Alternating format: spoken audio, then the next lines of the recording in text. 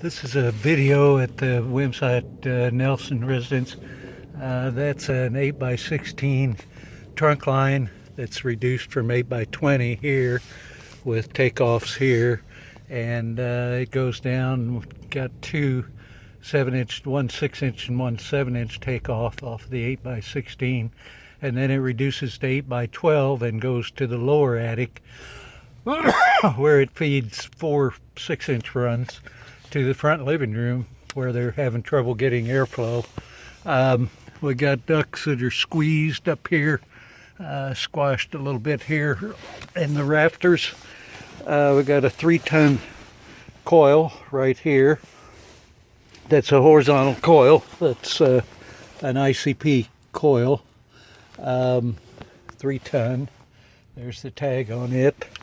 Got a condensate pump here that pumps up and over and goes out with the refrigerant lines, which is not a great deal, but got a horizontal 100,000 BTU furnace.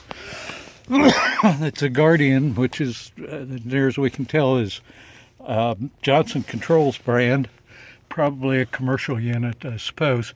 It has a 4-inch vent that goes up through the roof, and got a lot of dust in my throat.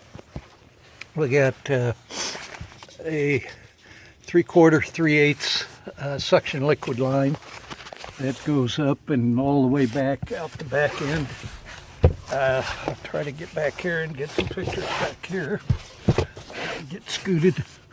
There's a return air box on the back here that's 10 by 24 by 48 inch long. The trouble is the two 14-inch returns come off the far end, one there and one back there. If I can get back there to see it, yeah, there it is. And they're coming off the far end, so there's 10 by 24 there that the airflow is running through, which kind of restricts it a little bit. We do have a pan, secondary pan. I don't see any secondary drain, and I don't see a showed a float switch. Don't believe there is. There is a safety switch on the return coil, an overflow safety switch, but no pan switch, which probably should have. That's the access. Got ductwork running here that laps over each other, squashed a little bit. We're squashed right here through the trusses. I think we could drop that under the truss maybe and do better than squashed at both ends. And that's a supply air that's coming out and coming up over the top and running to the back. 10-inch round supply air. Everything's pretty well insulated. I think it's R8 insulation on the duct. Here's the return air takeoff, and it makes a 180 turn. It does have a rigid elbow, but then where it turns from the elbow, it's squashed. Probably need a 14-inch hard elbow in that to keep it from being squashed. I can't get back to see the other one, but looks like it's okay.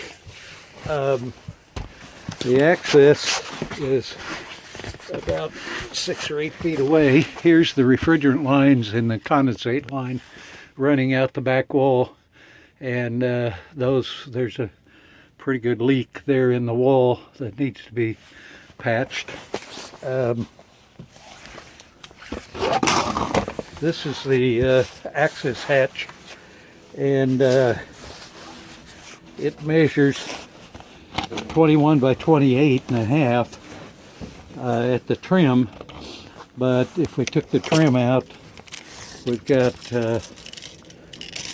24 by 30 if we take the trim out, and have 30 by 24. So if we take that trim out, or at least part of it, we can get the furnace out and get the new one in. So And this is in a closet in the upstairs. Pretty good access to this closet. But that's about it. That's where the furnace sets. The returns up on posts, and then the furnace is up on the pan. So we've got a strap hanger here that's got the duct pinched. Need to put a web on that probably to keep that from being pinched so much. So that's it for this video. It was a lot of fun.